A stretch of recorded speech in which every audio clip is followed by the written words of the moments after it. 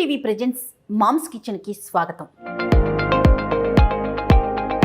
రెగ్యులర్గా మనము పన్నీర్ని బయట నుంచి కొనుక్కుంటామండి. కర్రీస్లోకి కానీ చపాతీలోకి కానీ అలానే కూరల్లో మిక్సింగ్ చేసుకోవటానికి కానీ పన్నీర్ చాలా బాగుంటుంది. దాన్ని బయట కొనుక్కునే కన్నా ఇంట్లోనే మనమే తయారు చేసుకుంటే ఆరోగ్యానికి ఆరోగ్యం, మన చేతులతో తయారు చేసుకున్నామన్న ఒక తృప్తి మనందరికీ ఉంటుంది కదా. అందుకే ఈరోజు నాతో పాటు రమగారు ఉన్నారు. ఆవిడేమన్నారంటే పన్నీర్ని డెఫినెట్గా మనమే ఎలా తయారు చేయాలో చేసి చూపిద్దాం జయ. సో చూసేకి బాగుంటుంది అండ్ చేసుకోవటానికి కూడా చాలా సింపుల్గా ఉంటుందని చెప్పారు. మరి ఆ పన్నీర్ని ఎలా తయారు చేయాలి, దాని మేకింగ్ ఏంటి, ఇవన్నీ కూడా రమగారితో అడిగి తెలుసుకుందాం. నమస్తే రమగారు. నమస్తే జయ. రమగారు, నేను పన్నీరు అని చెప్పిన వెంటనే మీరు ఏం చెప్పారంటే ఖచ్చితంగా మనం చేసి చూపిద్దాం జయ, ఇంట్లో చేసుకుంటే హెల్దీ ఐటమ్, చేయడం సింపుల్ జయ. సింపుల్, పిల్లలు చాలా ఇష్టపడతారండి. రెండోది ఏంటంటే ఒక ఫ్రెష్నెస్ ఉంటుంది. బయట నుంచి తెస్తే అందులో ఏముంది అనే ఒక క్లారిటీ ఉంటుంది. అవునవును, అవసరమైనప్పుడు తెచ్చుకుంటాము, చేయగలిగినప్పుడు చేసుకోవచ్చు కదా. డెఫినెట్గా అండి, డెఫినెట్గా చూపిద్దాం. ఎలా రమ్మగారు, అసలు ముందు ఒక ప్రాసెస్ చెప్పండి. చాలా సింపుల్. పనీర్ అంటే ఏమిటి, నథింగ్ బట్ జున్ను, పాల విరుగుడు, అంతే. ఇప్పుడు పాలు విరిగితేనే జున్ను అవుతుంది, విరిగితేనే పెరుగు అవుతుంది, అంతే కదా. పాలను విరగొట్టడం, ఆ జున్నుని గట్టిగా చేసుకోవటం, అంతే. మామూలుగా అయితే మనం బజార్లో కొనేది వాళ్ళు మెషిన్స్ తో చర్న్ చేస్తారు బాగా. దానివల్ల ఏమిటంటే బాగా సాఫ్ట్ గా, స్మూత్ గా, గట్టిగా పీసెస్ లాగా వస్తుంది. మనం ఇంట్లో చేసుకునేది మనం ఏ షేప్ లో ప్రెస్ చేస్తే ఆ షేప్ లో వస్తుంది. కానీ కూరల్లో వేసుకోవడానికి లేదా పరోటాల్లో వేసుకోవడానికి దాని షేప్ సౌందర్యం ఎందుకు, దాని రుచి తర్వాత ఫ్రెష్నెస్సే కదా. అవునవును. సో ఒకసారి చేసి చూపిద్దాం. తప్పకుండా అండి, స్టార్ట్ చేద్దామండి. స్టవ్ వెలిగించు. ఓకే, నాకు మీరు పని నేర్పిస్తున్నారు రమ్మగారు. ముందు స్టవ్ వెలిగించడం నేర్చుకోవాలి. అంతే అంతే. 1 లీటర్ పాలు పెట్టుకున్నాను జయ. లీటర్ పాలతో చాలా పనీర్ వచ్చేస్తుందని భావించద్దు. మనం చూపిస్తున్నాం కదా, అంత పీస్ వస్తుంది. అంతేనండి, అంతే వస్తుంది. లీటర్ పాలల్లో ఉన్న ప్రోటీన్ ఎంత ఉంటుంది. ఇది హోల్ మిల్క్ అనుకో ఒక రవ్వ కొంచెం ఎక్కువ వస్తుంది, మామూలు మిల్క్ అనుకో కొంచెం తక్కువే వస్తుంది. హోల్ మిల్క్తో చేస్తే పనీర్ ఎక్కువ గట్టిగా చిక్కగా అంటే బాగుంటుంది అనమాట, ఎక్కువ సాఫ్ట్గా ఉంటుంది. మామూలు పాలే కొంచెం పలచగా ఉంటుంది. మనకి గేదె పాలు దొరికితే బాగుంటుంది. ఎప్పుడైనా పాలు పొరపాటున విరిగినా చక్కగా పొరపాటున విరుగుతుంటాయి అప్పుడప్పుడు చూసుకోండి. నిలవబడిన పాలు విరిగితే బాగుండదు.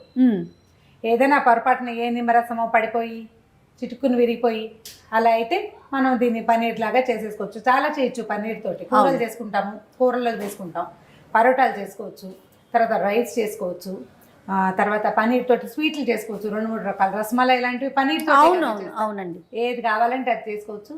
నన్ను అడిగితే ఒట్టిగా వేయించి సైడ్ డిష్గా కూడా ఇవ్వచ్చు పిల్లలకి. ఆ రాత్రిపూట జనరల్గా ఏదైనా మామూలు కర్రీ చేస్తాము, పిల్లలు నలుచుకుని తినడానికి వీలుగా పన్నీర్ని వేయించవచ్చు. హెల్త్ బెనిఫిట్స్ చాలా ఎక్కువ పన్నీర్లు. హై ప్రోటీన్, పాల తాలూకు శక్తి, 1 లీటర్ పాల శక్తి ఇంత ముక్కలోకి వచ్చేసింది అనుకో, అంటే మంచి శక్తి ఉన్నట్టు కదా. పిల్లలు కూడా కొంచెం ఇష్టంగానే తింటారులేండి, చాలా వరకు ఇష్టపడతారు పిల్లలు. నాకు కూడా జిలేబీ తర్వాత హాట్ ఫేవరెట్ పనీరే, బాగా ఎక్కువ ఇష్టం. రమగారు, ఎక్కువ రోజులు ఉంచుకోకూడదని విన్నా నేను, కరెక్టేనా? అవును, దానికి షెల్ఫ్ లైఫ్ కొంచెం తక్కువ ఉంటుంది. ఎందుకంటే మనం విరకొట్టేస్తాము.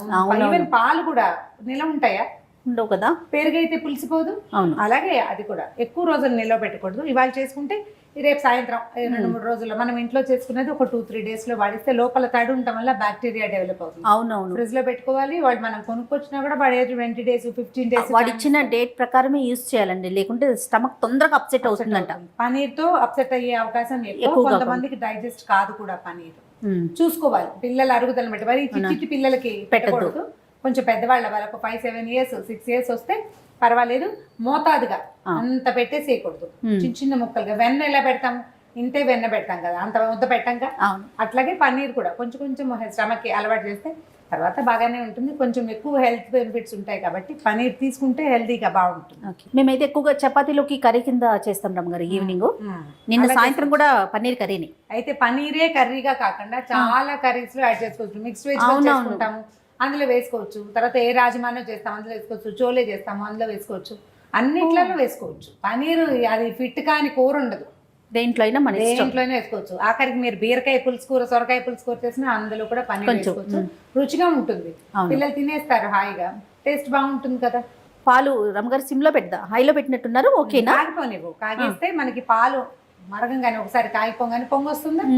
స్టవ్ ఆపేసి నిమ్మరసం పిండేసుకోవాలి. అందులో పిండి బాగా కలిపితే ఏముంటుంది, బ్రెట్టెల్ అవుతుంది, పగిలిపోతుంది పాలు. ఆ పగిలిన పాలను వడపోసుకుంటాం. ఆ పెద్ద అంతే, పాలు పొంగిపోతున్నాయి. కొద్దిగా పక్కకు, లేకపోతే ఇది ఏంటంటే చటుక్కున మీదకి వచ్చేస్తుంది ఊదితే. పాలు ఊదకూడదు చేయ. అవునా రమ్మగారు? ఎందుకంటే ఇప్పుడు ఈ పాలు కనుక మనం దేవుడికి నివేదన చేసామనుకో, మన ఎంగిలి పడలా అందులో. నివేదన అయితే నివేదన పైకి పనికిరాదు, నివేదనకి కాదు, అసలు అదొక అలవాటు. పాలు పొంగుతుంటే ఊదటం అనేది ఒక హ్యాబిట్. అవును. ఇది దేవుడికి ఇంకోటి మనకు తెలియదు కదా, పాలని ఎంగిలి చేయకూడదు అంటే పొంగేటప్పుడు ఊదకూడదు. ఏం చేయొచ్చు, కాసి నీళ్లు చల్లచ్చు మనం, కానీ నోరు పెట్టి ఊదటం లాంటివి. కానీ మీరు అన్నట్టు చాలా సహజంగా వెళ్ళిపోయి ఊదేస్తుంటాం, తప్పు. ఆ పని చేయకూడదు. ఎంగిల్ వెళ్తుంది, మనం ఉఫ్ఫనేసారు కదా, తుంపర్లు వెళ్తాయి కదా, పాలు కాగిపోయినాయి కదా. రైట్. మనం ఏం చేద్దామంటే ఒక నిమ్మకాయని ఇందులో పిండేద్దాం. 1 లీటర్కి ఒక హాఫ్ చెక్క సరిపోతుందంటారా? ఒక కాయ పిండేయచ్చు. కాయ పిండేయచ్చా? ఎందుకంటే ఇప్పుడు మన ఈ ప్యాకెట్ పాలు ఉన్నాయి చూడు, వీటిలలో ఏవో రకరకాల పౌడర్లు అవి ఇవి కలుస్తాయి. అదే ఇవి గేదె పాలు అయితే ఇట్లా ఒక్క చుక్క పడేసరికి టప్పుమంటాయి. ఇవి అవ్వవు, కొంచెం టైం తీసుకు. అవునవును. పాలని కొంచెం బాగా కాస్త కదిపితే ఏమవుతుందంటే మెల్లిగా విరుగు సెపరేట్ అయిపోతుంది అనమాట. ఇవి గేదె పాలు అయితే ఏమవుతుందంటే, నేను ఆ డిఫరెన్స్ చెప్తాను నీకు. నేను రెగ్యులర్గా అది చేస్తూ ఉంటాను. వెంటనే ఇక ప్రెటెల్డ్ ఏదైతే పగిలిందో అది వచ్చేసి యువతలకి ఈ పాలు పలచబడిపోతాయి. ఇవి మనం ప్యాకెట్ పాలు పోస్తాం చూడు, ఇది కూడా చూడు చిక్కగా ఉన్నాయి. అవును. నిజానికి పాల ఎసెన్స్ అంతా వచ్చేస్తే అది పలచబడాలి కదా. మనం చూసుకోండి, ఎక్కడైనా మంచి గేదె పాలు దొరికి దీని వరకు ఎక్కువ హెల్దీ కూడా. అవునవును, బాగుంటుంది. అంటే ఆర్గానిక్ ఆర్గానిక్ పాలు అలా కూడా ఇప్పుడు మనం కొనుక్కుంటున్నాం కదా. అవునండి. అబ్బా చాలా పల్చగా అయిపోయినాయి రమ్మగారు. మొదట ఉన్న చిక్కదనం లేదు చూసా. అవునవును. లైట్గా నీళ్లు కలిపిన పాలలాగా అయిపోయినాయి. ఇంకొక నిమిషం కదిపితే ఇంకా వచ్చేస్తుంది మొత్తం. పాలు బాగా కాగాలి అనేది పెట్టుకోవద్దా? అక్కర్లేదు చేయ, జస్ట్ ఒక కాగొస్తే చాలా. ఒకసారి పొంగు సరిపోతుంది. గేదె పాలు అయితే 2 పొంగులు రానివ్వాలి. ఎంత పలచగా అయిపోయినాయి చూడు పాలు, నీళ్ళల్లో ఉన్నట్లుందండి చూసి. దీన్ని కొంచెం బాగా చల్లారనిచ్చి అప్పుడు ఆ సంగతి చూడాలి. అదే ఇది హోల్ మిల్క్ అంటే ఏమన్నా ఫుల్ ఫ్యాట్ మిల్క్ కనుక తీసుకుంటే, క్రీమ్ ఉన్న మిల్క్ ఇంకా బాగా ఎక్కువ పనీర్ వస్తుంది. గేదె పాలతోటి కూడా చూడు ఎంత పలచగా అయిపోయింది. అవునండి. ఇక ఎంత విడివిడిగా ఎట్లా కనిపిస్తుందో. ఓకే, దీన్ని ఏం చేద్దామంటే చక్కగా వడపోసేద్దాం. వడపోసేసి దీన్ని ఎట్లా ప్రెస్ చేసుకోవాలో చూపిద్దాం. తప్పకుండా. ఇంకొంచెం చల్లారనిద్దామా రమ్మగారు? కొంచెం చల్లారనిస్తే మనకి ఈజీగా ఉంటుంది. అవునవును. రమ్మగారు అయిపోయింది కదండి? అయిపోయిందమ్మా, వడపోసేద్దాము. ఓకే, ఆ గిన్నె పెట్టి చెప్తా. ఈ క్లాత్ ఏంటంటే మన స్టోరీ ఏంటండి? మన స్టోరీ ఏంటంటే మామూలుగా ఇలాంటి పనులు చేయడానికి ప్రత్యేకంగా తెల్లటి క్లాత్లు అట్టు పెట్టుకోండి. క్లీన్వి కొత్తవి ఉంటే చక్కగా వాష్ చేసి అట్టు పెట్టుకుంటే వీటి కోసమే కొన్ని పనులు ఇలాగే బాగుంటాయి. అవునవును. దీన్ని ఏం చేద్దాం, కొంచెం పట్టుకో జారిపోకుండా.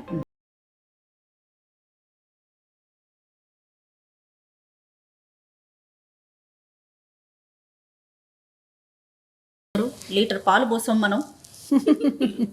నేను చెప్పలేదా లీటర్ పాలకి ఎంతో రాదమ్మా అని? బుజ్జిగా ఇంతే వచ్చింది. నేను అరిచేయి చూపించాను నీకు. అవునవును. దీన్ని ఏం చేయాలంటే, ఇప్పుడు ఇది లూజ్గా ఉంది, ఇందులో నీరు ఉంది, ఇంకా కారుతుంది కదా. అవునవును. కాసేపు ఎక్కడైనా వేళ్లాడేయండి. మనం స్టూడియోలోనా వేళ్లాడేయట్లేకపోతున్నాం, చేతితో పట్టుకుని చూపిస్తున్నాను చూడు. దీన్ని ఒక పళ్ళెంలో పెట్టుకుని దాని మీద ఏదైనా బరువు పెట్టుకోవాలి. నా ఐడియా ఏంటంటే, రోళ్ళు ఉంటాయి కదా మనం దంచుకునేది, మామూలు చిట్టి అమాందస్తా కాదు, మనం రాతి రోలు ఉంటుంది, ఆ రోలుని పెట్టేసేయాలి దీని మీద. ఇప్పుడు నీళ్లు మొత్తం కారిపోయినాకనా? కారిపోక్కర్లేదు, ఇగో అంత మటుకు అయిన తర్వాత మనం పెట్టేస్తే ఆటోమేటిక్గా వచ్చేస్తుంది. ఇప్పుడు ఇంకొంచెం వేడిగా ఉంది కదా, ఇంకా కొంచెం చల్లారాక మనం ఒకటి గట్టిగా పిసికేసామనుకో ఇందులో నుంచి బయటకు వచ్చేస్తుంది. అవునవును, చిరిగిపోతుంది. ఓకే, అలా కాకుండా ఇది పట్టుకో చెప్తాను నేను, నీకు ఐడియా ఎలా చేయాలో చెప్తా.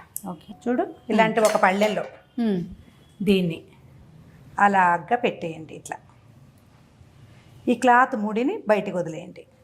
దీన్ని ఇట్లా కొంచెం గోడుగా పెట్టామనుకో, దీని మీద నువ్వు ఏ బరువు పెట్టినా కూడా ఇప్పుడు ఇట్లా నొక్కబడుతుంటే నీరు చూడు ఎట్లా మనం ఏం చేయొచ్చు అంటే, స్టవ్ గట్టు మీద ఇట్లా గోడుగా పెట్టుకోవాలి. ఇప్పుడు చూడు, ఇది ప్రెస్ చేస్తుంటే నీళ్ళు వెళ్ళిపోతున్నాయి చూసారా. దీని మీద దీన్ని ఏం చేస్తామంటే, క్లాత్ని ఇట్లా విశాలంగా పరిచేసి దీని మీద బరువు పెట్టేసేయాలి. బరువు పెడితే ఇప్పుడు ఏ లావును మనం పెట్టామో అదే లావును మనకి వచ్చేస్తుంది అనమాట. దీన్ని రాత్రంతా వదిలేయాలి. దీని మీద ఒక బరువు ఇట్లా అట్లా పెట్టేసి రోలు కనుక పెడితే కరెక్ట్ గా కూర్చుంటుంది. చిన్న రోలు, మనకు మసాలా రోలు ఇది ఇట్లా నీళ్ళన్నీ బయటకు వచ్చేస్తుంది. ఈ గోడు పెట్టాం కాబట్టి నీళ్లు ఇది కలవు, ఆటోమేటిక్ గా వెళ్ళిపోతే ఇది నువ్వు రేపు పొద్దున్న చక్కగా కట్ చేసుకోవచ్చు ఈజీగా. అట్లా బరువుతో ఉంచుకుంటే భలే వచ్చింది రమ్మగారు. ఇలా వస్తుంది. మనం పెట్టిన దీన్ని బట్టి ఉంటుందన్నమాట. ఎలాంటి బరువును పెట్టాము ఆ షేప్ వస్తుంది. ఆ షేప్ వస్తుంది. ఇప్పుడు మరీ పెద్దది ఓ పక్కనే కాన్సన్ట్రేట్ అయితే ఇట్లా వస్తుంది. అవును, కాన్సన్ట్రేషన్ అట్లా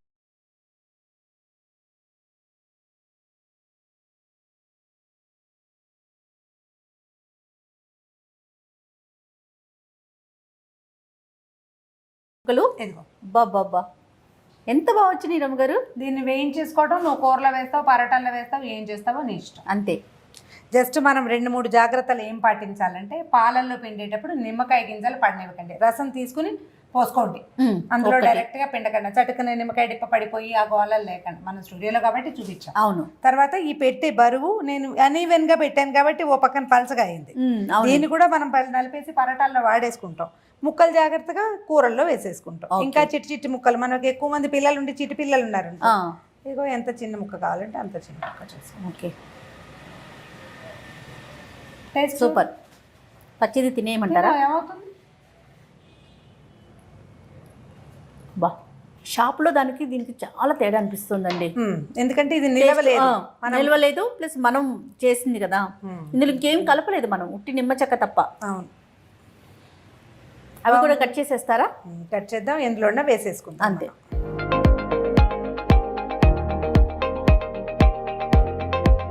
ఎంత బాగుందో. 1 లీటర్ పాలకి ఇన్ని ముక్కలు వస్తాయి మనకి. అవును. ఇది హోల్ మిల్క్ అయితే ఇంకొక 6-7-10 ముక్కలు ఎక్స్ట్రా వస్తాయి. ఇంకా కొంచెం రుచి ఎక్కువగా ఉంటుంది. గేదె పాలైనా కూడా ఎక్కువ రుచిగా ఉంటుంది. మన ఇంట్లో ఉన్న పాలతోటైనా చేసుకోవచ్చు. రాత్రి చేస్తే పొద్దున ఏదైనా ఒక కూరలో దేంట్లోనా వేసేసుకోవచ్చు. అయితే నేను పొరపాటున ఒక ప్రశ్న అడిగా మిమ్మల్ని, ఎన్ని రోజులు ఉంచుకోవచ్చు రమ్మగారని. లీటర్ పాలతో తిప్పి కొడితే 20 ముక్కలు కూడా ఎన్ని రోజులు ఉంచుకుంటామండి? ఒక రోజులో అయిపోతుంది. పొద్దున్న వాడేసుకుంటాము. ఇలా చేసి వాడుకుని చూడండి. ఫ్రెష్ పనీర్ ఒకసారి మనకు ఆ రుచి తెలిస్తే మనం ప్రతిసారి చేసుకోవాలనుకుంటాం. పనీరు రోజు మనలో బట్టి వాళ్ళు రోజు తినము, అప్పుడప్పుడు తింటాం. ఆ తినదలుచుకున్నప్పుడు ముందు రోజు ప్లాంట్గా చేసుకోండి. చక్కగా పనీర్ ఇంట్లో చేసుకున్న సంతోషం ఒకటి వస్తుంది కదా. థ్యాంక్ యూ రమ్ గారు. థ్యాంక్ యూ జయ. చూసారుగా పన్నీర్ ఎంత సులువో, చాలా ఈజీగా తక్కువ టైంలో హెల్దీ స్నాక్ కింద కూడా దీన్ని వాడుకోవచ్చు. అట్లానే కూరల్లో కూడా వాడుకోవచ్చు. చక్కగా మీరు రేపు ఏదైనా చేయాలనుకుంటే ఈరోజే కనుక ప్రిపేర్ చేసేసారు అనుకోండి, ఇంట్లో పిల్లలకి మీకు అందరూ హ్యాపీగా తినేసేయచ్చు. చాలా సులభంగా తయారు చేసుకోవచ్చు పన్నీరు. మీరందరూ కూడా డెఫినెట్గా ట్రై చేయండి. అలానే మీకు నచ్చిన రెసిపీలు, మీకు తెలిసిన రెసిపీలు కామెంట్ రూపంలో మాకు తెలియచేయండి. డెఫినెట్గా వాటిని కూడా మేము ఇక్కడ వండి చూపిస్తాం. Thank you.